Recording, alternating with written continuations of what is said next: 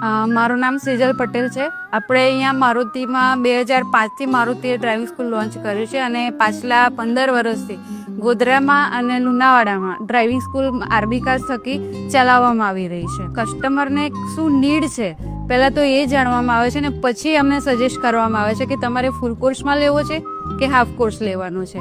આપણે અહીંયા 21 દિવસના કોર્સની અંદર સૌથી પહેલાં 4 દિવસ થિયરી આપવામાં આવે છે, પછી 1 વીક એમને મશીન પર પ્રેક્ટિસ કરવામાં આવે ને પછી એમને ઓન રોડ મોકલવામાં આવે છે કે જેથી એમનું બેઝિક કોન્સેપ્ટ ક્લિયર કરી શકે.